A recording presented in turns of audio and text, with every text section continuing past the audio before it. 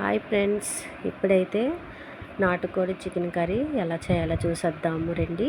నేనైతే 1 కేజీ నాటుకోడి తీసుకున్నాను. ఇప్పుడు ముందుగా ఒక కళాయి పెట్టుకొని కళాయిలో 2 టేబుల్ స్పూన్ల ఆయిల్ వేసుకోవాలి. దాంట్లో 2 మీడియం సైజు ఆనియన్స్ తీసుకొని చిన్న చిన్న ముక్కలు కట్ చేసుకోవాలి. 5-6 పచ్చిమిర్చి వేసుకోవాలి. అవి కొద్దిగా వేగిన తర్వాత అల్లం వెల్లుల్లి పేస్ట్ 1 టీ స్పూన్ వేసుకోవాలి. అల్లం వెల్లుల్లి పేస్ట్ పచ్చివాసన పోయేంత వరకు వేయించుకొని కొద్దిగా చిటికెడంత పసుపు వేసుకోవాలి. వేసుకున్న తర్వాత మనం ముందుగా చికెన్ కడిగి పెట్టుకున్నాం కదా, ఆ చికెన్ కూడా వేసుకొని అందులో వాటర్ అంతా పోయేంత వరకు వేయించుకోవాలి. తర్వాత కొంచెం ధనియాల పొడి వేసుకోవాలి, కొంచెం గరం మసాలా పొడి వేసుకోవాలి. వేసుకొని కొంచెం బాగా వేయించుకున్న తర్వాత మనం 2 టేబుల్ స్పూన్ల కారం వేసుకున్నాను. నేనైతే కొద్దిగా ఉప్పు కూడా వేసుకొని కొంచెం వేయించుకున్నాక దాంట్లో వాటర్ పోసుకోవాలి.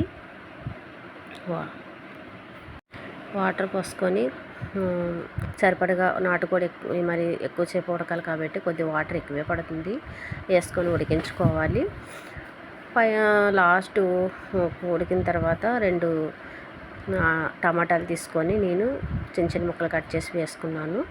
అది టమాటాలన్నీ మగ్గే వరకు ఉడికించుకున్న తర్వాత చిన్న కొబ్బరి ముక్క, నేను కొంచెం గసగసాలు, జీడిపప్పు తీసుకొని నన్ను మిక్సీ పట్టి పేస్ట్ చేసుకొని అది కూడా వేసుకున్నాను.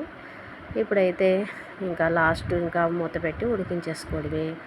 చూసారు కదా, ఎంతో టేస్ట్ అయిన నాటుకోడి కూర అంటారు, పులుసు అంటారు. చాలా టేస్ట్గా ఉంటుంది. మీరు కూడా ఇలా తయారు చేసుకొని ఒక్కసారి టేస్ట్ చూడండి, చాలా బాగుంటుంది. Bye friends.